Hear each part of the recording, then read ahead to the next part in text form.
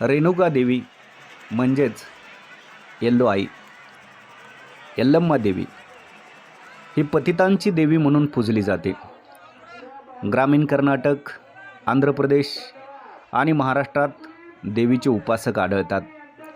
महाराष्ट्रात माहूरगडाव्यतिरिक्त भक्त कल्याणासाठी रेणुका माता, यमाई, एकवीरा, मोहटा अशा विविध अवतारात प्रकट झाले आहे. भक्त तिला साऱ्या जगाची आई आहे, अर्थात जगदंबा म्हणतात. यल्लम्मा देवी हे कालीचेच रूप मानले जाते. यल्लम्मा देवीचा एक हात अहंपणाचा नाश करणारा आणि दुसरा हात हा भक्तांवर वरदहस्त दाखवणारा आहे.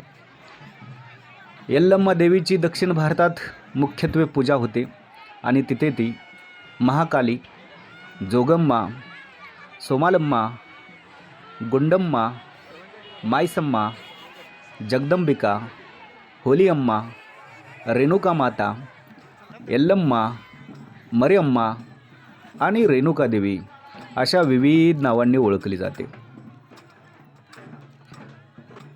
रेणुका ही इक्ष्वाकू वंशातील प्रसेनजित नावाच्या राजाची कन्या आणि जमदग्नी ऋषींची पत्नी आहे. देवीची जी आख्यायिका सांगितली जाते त्यामध्ये शिवाची पत्नी पार्वतीने कुब्ज देशाच्या रेणू नावाच्या राजाच्या घरी जन्म घेतला.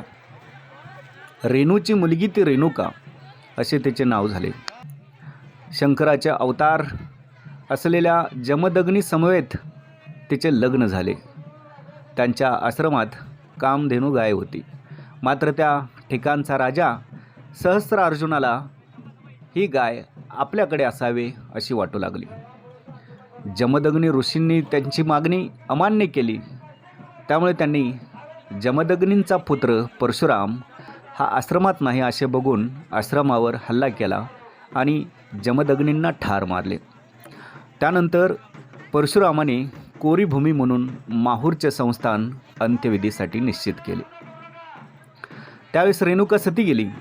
मात्र परशुरामास आईची खूप आठवण येऊ लागली. त्यावेळेस आकाशवाणी झाली की तुझी आई भूमीतून वर येऊन तुला दर्शन देईल, पण तू मागे पाहू नकोस. तरीही काही वेळाने परशुरामाने मागे पाहिले तेव्हा रेणुकेचे फक्त डोके जमिनीतून बाहेर आले होते. बाकी भाग जमिनीतच राहिला होता. या डोक्यास तांदळा असेही म्हणतात. रेणुका मातेचा उल्लेख महाभारत, हरिवंश आणि भागवत पुराणातही आढळतो. रेणू राजाने शांती आणि उत्तम आरोग्यासाठी यज्ञ केला. यज्ञाच्या अग्नीतून रेणुका देवीचा जन्म झाला. रेणुका लहानपणापासूनच अत्यंत तेजस्वी आणि चपळ होती. वयाच्या 8व्या वर्षी अगस्ती ऋषींनी रेणू राजाला रेणुकेचा विवाह जमदग्नींबरोबर करण्याचे सुचवले.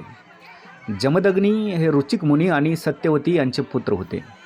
खडतर तप करून त्यांनी देवांचे आशीर्वाद संपादन केले होते. लग्न झाल्यावर रेणुका आणि जमदग्नी मुनी सध्याच्या बेळगाव जिल्ह्याच्या सौंदती भागात असलेल्या रामसृंग पर्वतराजीमध्ये राहत होते.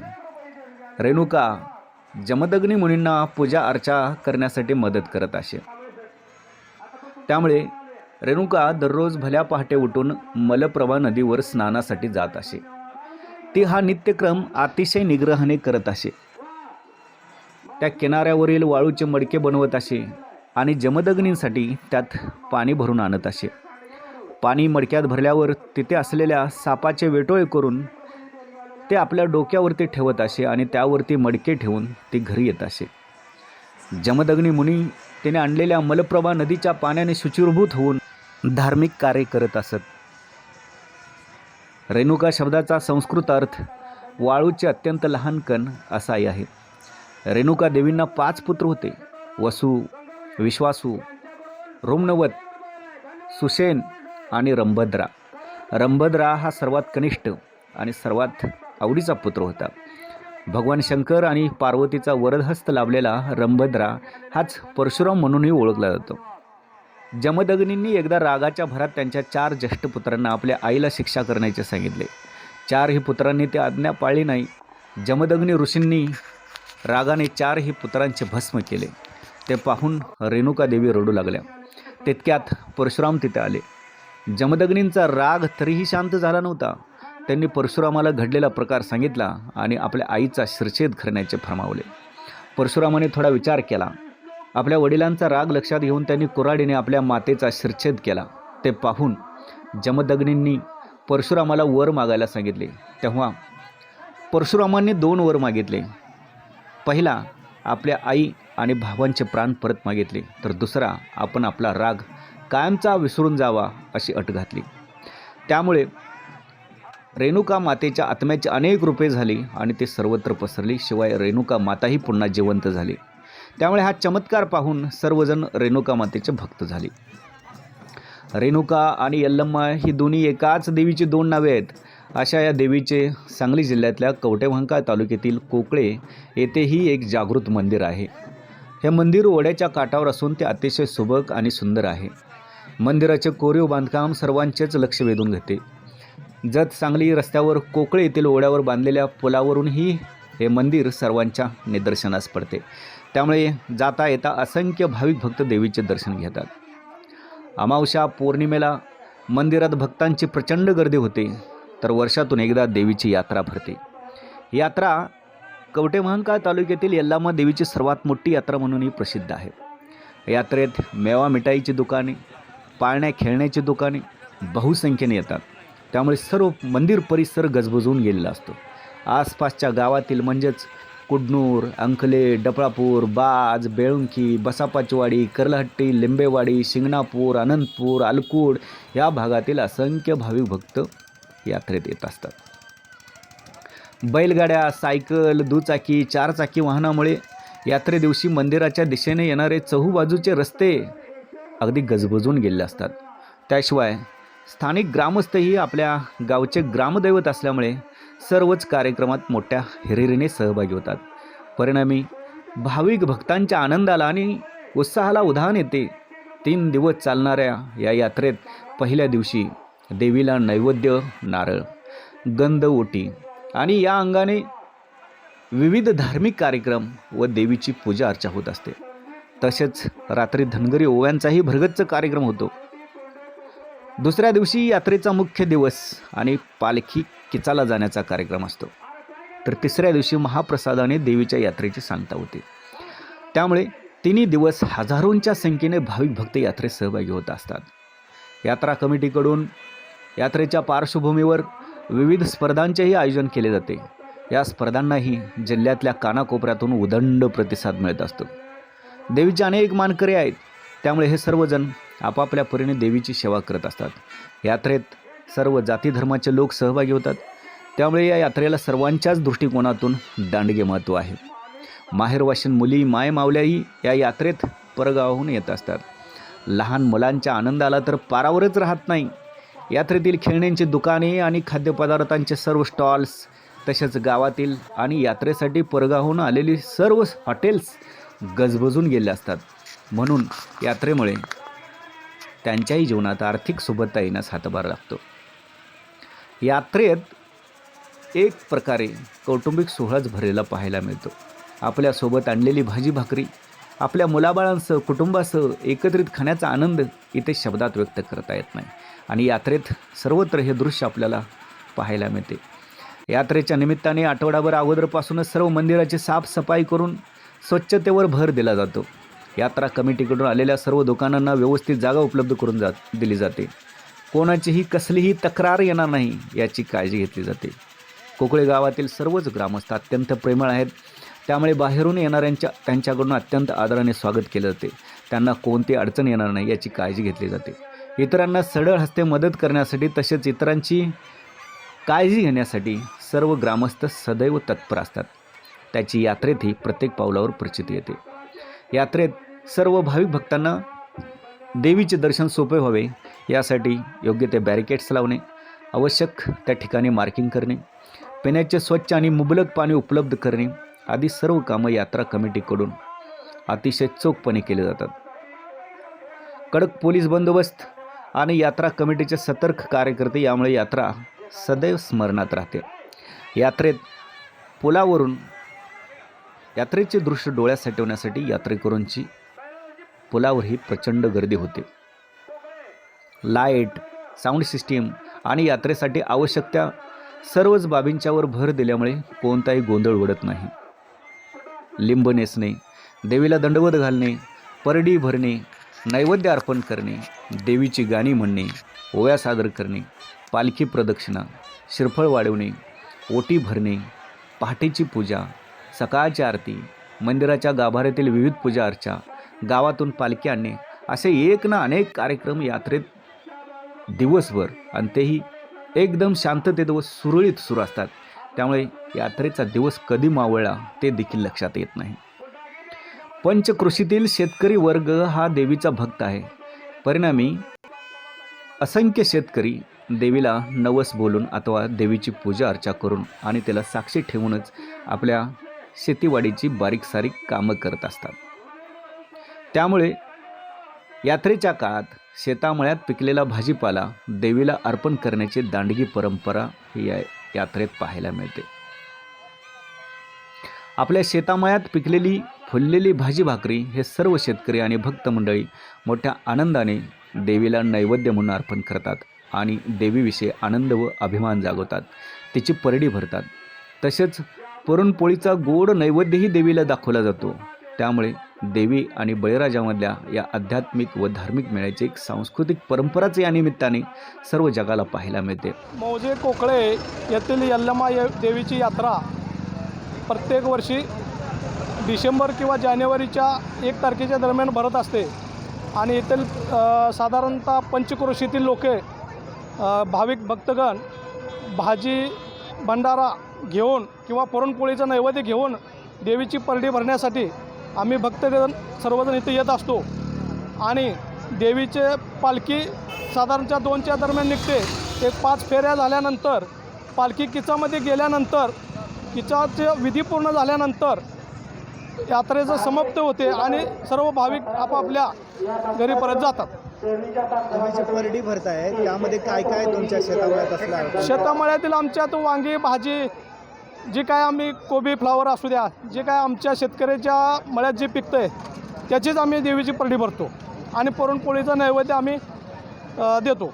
मौजे कोकळे ते रेणुका मंदिरची यात्रा काल शुक्रवारी 31 डिसेंबर रोजी बोनी हा देवीचा कार्यक्रम असतो.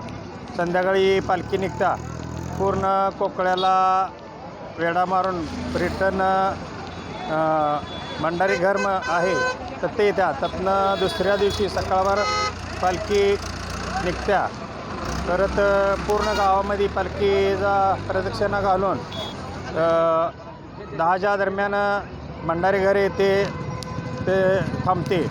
पुन्हा 2च्या नंतर पालखी परत निघून आपल्या रेणुका मंदिराला 5 फेऱ्या घालून परत 2च्या दरम्यान किचाला जाते. किचामध्ये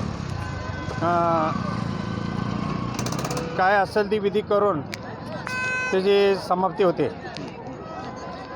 आदल्या दिवशी ओव्यांचा कार्यक्रम आदल्या दिवशी संध्याकाळी 9च्या दरम्यान ओव्याचा कार्यक्रम आनंद हाके गाव कोडनोर यांचा भरघोस कार्यक्रमाचा नियोजन झाले होते. तुम्ही काय काय केलं यात्रेमध्ये? यात्रेत आम्ही ढोलवादन ओव्या हे असा बऱ्याच कार्यक्रम ओव्याचा किंवा वालोक कैताळ ही कार्यक्रम आमच्या प्रत्येक मानाचा आमच्या बालिकांचा असतो. यात्रेत पालखी प्रदक्षिणा आणि पालखी किचाला जाणे हा मुख्य कार्यक्रम असतो. पालखी किचाला जाण्यापूर्वी ती मंदिराभोवती प्रदक्षिणा घालते. पालखीचे खांदेकरी, देवीचे पुजारी, मानकरी, धज, छत्र्या, सासनकाट्या आणि इतर सर्व लवाजमा यामुळे हा पालखी सोहळा पाहण्यासारखा असतो. यावेळी सर्व भाविक भक्त मोठ्या श्रद्धेने पालखीचे दर्शन घेतात. तसेच पालखीवर भंडारा, मोती पवळे, खारीक खोबरे उधळतात. आपला आनंद आणि अभिमान व्यक्त करतात. हे दृश्य डोळ्यात साठवण्यासाठी सर्व भक्तांची एकच धडपड चालली असते. मंदिराभोवती प्रदक्षिणा घातल्यानंतर पालखी किचाला जाते. यावेळी पालखीची आणि देवीची विधिवत पूजा अर्चा केली जाते. सर्व मानकरी आपापल्या मानाप्रमाणे देवीची सेवा करत सर्व भूमिका पार पडत असतात. किचाला जात असताना देवीची आरती होते. त्यानंतर सर्वांच्या साक्षीने पालखीचे खांदेकरी पुजारी धगधगत्या अग्नीतून पेटलेल्या निखाऱ्यातून विस्तवावरून देवीचे नाव घेत अगदी सहजपणे चालत जातात. एकूण 3 वेळा पालखीचा हा धार्मिक विधी अत्यंत पवित्र वातावरणात पार पाडला जातो. त्यामुळे हा सोहळा पाहण्यासाठी देवीचे असंख्य भक्त प्रचंड गर्दी करतात.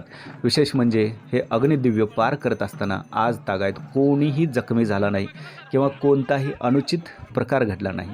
आणि हीच या देवीची शक्ती आणि भक्ती आहे, तिच्या भक्तीचे सामर्थ्य आहे असे मानले जाते. त्यामुळे आपण देखील एकदा तरी या यात्रेत सहभागी होऊन या शक्ती व भक्ती रसात न्हाऊन निघावे अशी विनंती.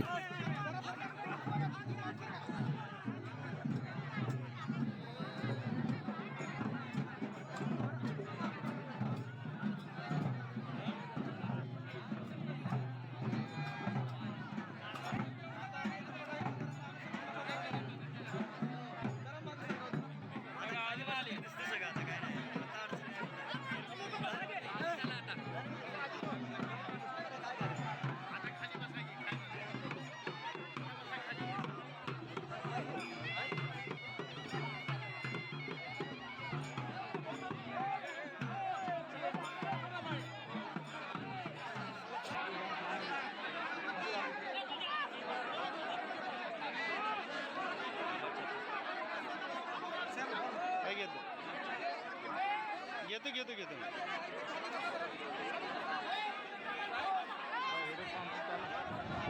सांगितलंय त्याचं. हो बायकांनी खाली बसा, सगळ्यांना दिसते. हे पूजा चालली आहे अजून